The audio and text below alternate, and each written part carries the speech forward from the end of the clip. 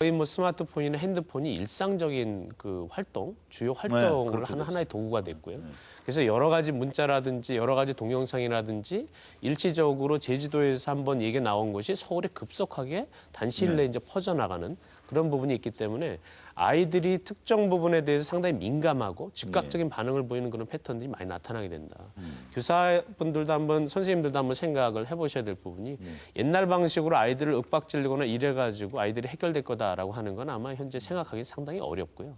이미 그렇게 하다 보면은 실질적으로 아이들이 선생님의 폭력이나 이런 걸 동영상으로 찍어서 바로 또 실시간으로 인터넷에 퍼지면서 새로운 문제를 유발하는 그런 부분도 있게 됩니다. 그래서 교권이라고 하는 부분 또는 학생 관련돼 있는 그 학습권 관련돼 있는 학생 인권이나 이런 부분이 충돌할 소지도 충분히 있긴 하지만 이제는 학생에 대해서 보는 시각이라든지 학생들이 왜 이렇게 되는 그런 부분들에 대한 걸 좀 조금 더 깊이 있게 한번 생각을 해보는 그런 시각의 전환이 좀 필요하지 않나 하는 생각이 듭니다. 네. 이제는 학교 폭력 문제에 있어 어찌 보면 이제 가장 초점을 맞춰야 할 이 피해 학생에 대한 얘기를 조금 더 나눠봤으면 좋겠습니다. 김윤옥 어머님은 그 아까 저 피해 가해 학생 이렇게 나누는 것 썩 마음에 들지 않는다 이렇게 얘기하셨는데 그 혹시 그 자녀가 실제로 경험을 한 적이 있어요? 네.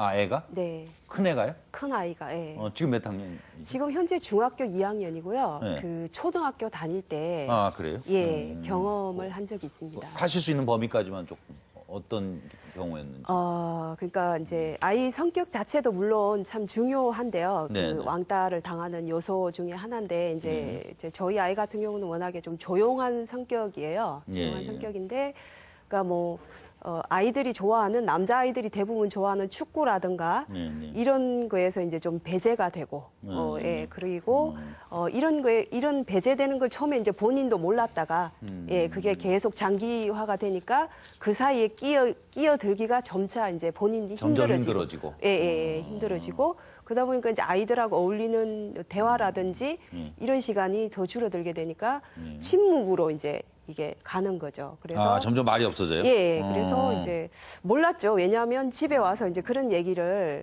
전달을 하지 않았기 때문에 이제 모르고 있다가 이제 담임 선생님으로부터 이제 호출을 받고 예, 누구누구 어머님 시간 되시면 한번 방문해 주세요라고 이제 호출을 받고 선생님께 찾아갔더니 이제 그런 말씀을 하셔서 제가 이제 조금 사실은 충격이었죠. 그냥 말없이 학교 잘 다니고 여전히 책을 좋아하고 집에만 오면 얘는 책을 보니까요. 그래서 그런 아이로만 보고 있다가 학교 생활이 그렇게 원만하지 못하다는 걸 이제 그 담임 선생님으로부터 들었을 때는 아, 이게 내가 보는 애가 과연 내가 이게 전부가 아니구나라는 생각과 그러니까 그러기 전에는 전혀 눈치를 못 채셨고요. 그렇죠. 그다음에 왜 내가 죄인 같은 기분이 드는 거예요. 왜 내 아이가 이래야지?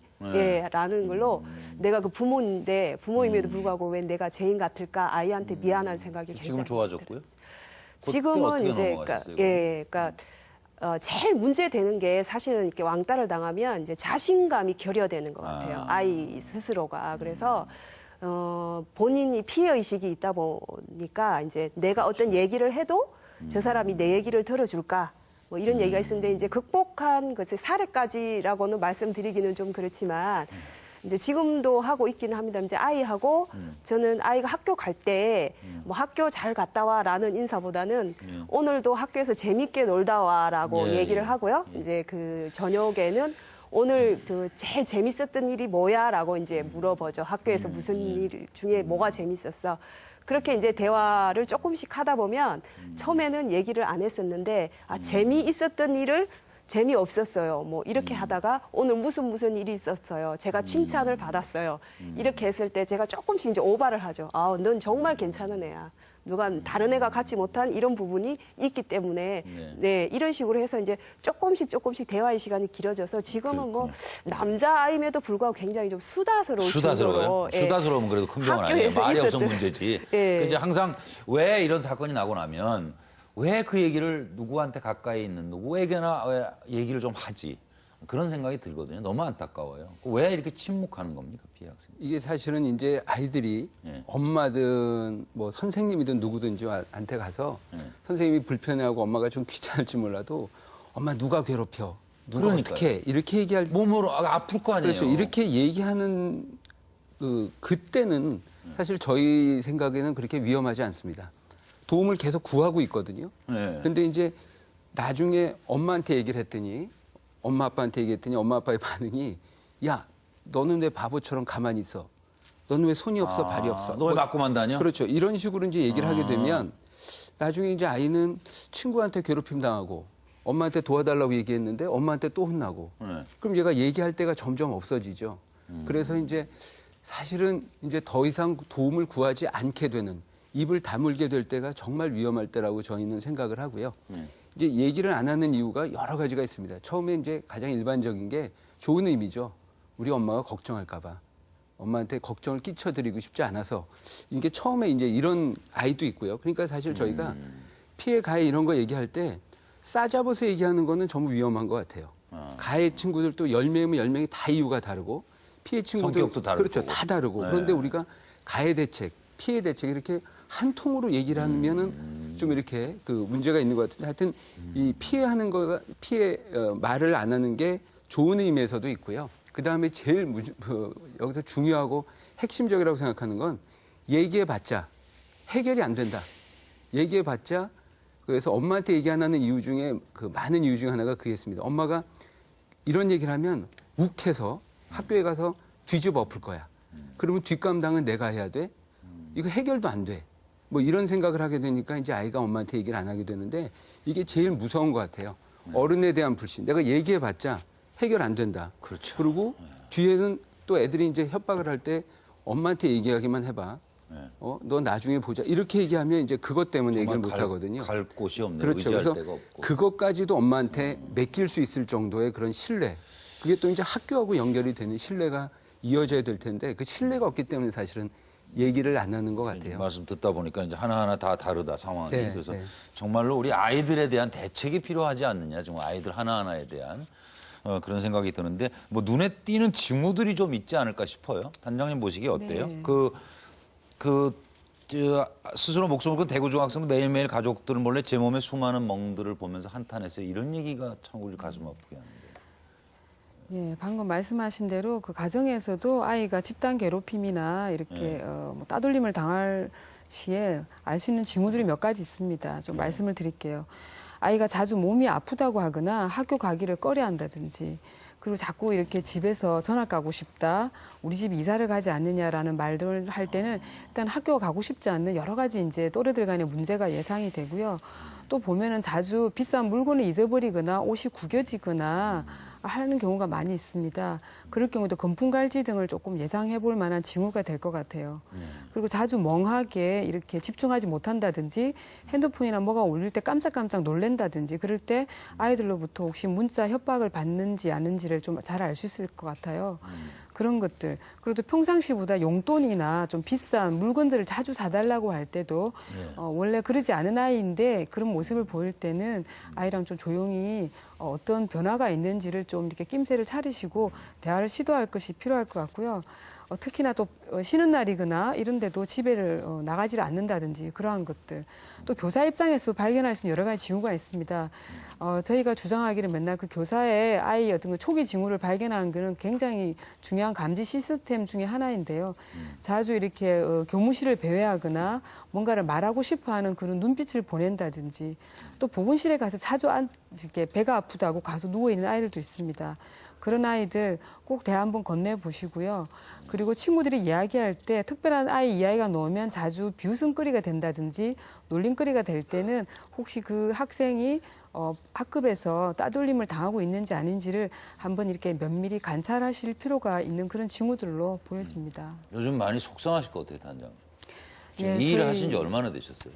네, 저희 학교폭력 상담 뭐 한 10여 년째 이렇게 하고 있는데요. 예. 지금 최근에는 또 이러한 사건들이 있다 보니까 그 정말 부모님들께서 그 심각성에 대한 게 너무 좀 상승되신 것 같아요. 그래서 사소하게 일어나는 어떤 그 학생들 간의 갈등에서부터 경미한 사안까지 다 전화 상담을 하셔서 이게 학교 폭력이냐 물어보신 경우가 많은데 대부분의 첫 번째 문제는 폭력인지 아닌지를 잘 분간하시지 못하는 경우. 부모님도 마찬가지지만 아이들 간에도 교묘하게 장난처럼 이루어지는 폭력을 아이들 스스로도 폭력임을 모르고 있습니다. 예. 그래서 때로는 학교 폭력 상담을 저희가 10회기차 할 때 아이가 비로소 하는 말이 선생님 제가 당한 게 그럼 폭력이었군요라고 말을 할 때가 있어요. 그럴 때 정말 저희 상담자들도 가슴이 떨려옵니다.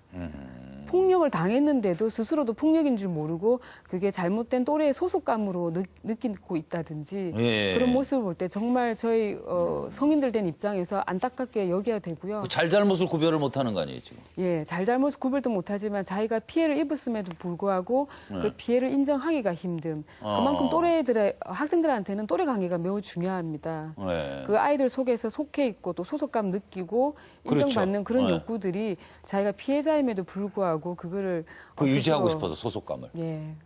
그러한 부분에 있어서는 아이들이 좀 고민이 있을 때 저희가 항상 말한 것은 전화 상담을 해서라도 선생님 저 이런 일이 있는데 이게 폭력인가요? 제가 무슨 일을 당하고 있나요? 이런 것들을 정말 물어봐 주면 좋겠습니다. 그런 건 교육이 잘 안 되는 거예요 그러면? 예, 그런 부분에 있어서는 초등학생의 경우에는 이렇게 학교 폭력이 뭔지 잘 모르거나 대처 방법이 무지하다고 많이 말을 하고요. 네. 또 중학생 정도가 되면 뭐 보복이 무섭다. 고등학생이 되면 뭐 말해도 소용없다. 이렇게 학년별, 연령별, 성별로도 조금 이렇게 응답에서 차이가 많이 나는데 그런 것들이 많이 보이고 있습니다. 이거를 조금 뭐 어떻게 도덕 교육이나 어떤지 좀 강화를 해야 되지 않겠어요? 그래서 그거? 저희 현실적으로 우리나라에서도 정말 왕따나 괴롭힘이 정말 그 타인에 대한 배려심이 가장 부족하다는 현상 중에 하나인데 네. 이러한 것들도 도덕 교과서에 반영이 돼서 네. 수업 시간에 다루는 것도 필요할 것 같고요. 예. 해외 스위스 같은 사례에도 뭐 국어 시간이라든지 미술 시간 네. 그 모든 시간에서 이거 학교 폭력 그리고 타인에 대한 배려, 인권 존중들을 수업 시간에 아주 자유로운 테마로 이렇게 다루고 있습니다. 예. 그럼 뭐 교육 전공하신 양정호 교수님이 좀 답을 주십시오.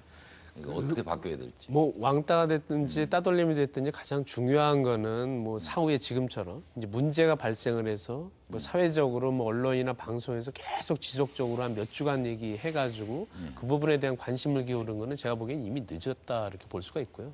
가장 현명한 방법은 그 사전에 예방을 하는 건데 사전에 예방을 하기 위해서 여러 가지 방식들이 많이 도입될 수 있습니다. 뭐 예를 들면 그 예전에 그 성희롱이라든지 성폭력 예방이라든지 이런 걸 한번 생각을 해봤을 때 실질적으로 학생들한테 사전 예방 교육이 좀 진행이 됐었거든요. 그러니까 지금도 마찬가지로 폭력과 관련돼 있거나 또는 왕따 관련돼 있는 걸 잘 생각을 해보면 5년 또는 10년 주기로 반복해서 사회적인 이슈가 되는 부분을 저희가 찾을 수가 있습니다. 네. 그런데 보면 그렇게 됨에도 불구하고 실질적으로는 지금까지 또 와 있다라고 하는 거거든요. 그 얘기는 뭐냐면 사전 관련돼 있는 예방 시스템이 작동이 안 할 가능성이 상당히 높다.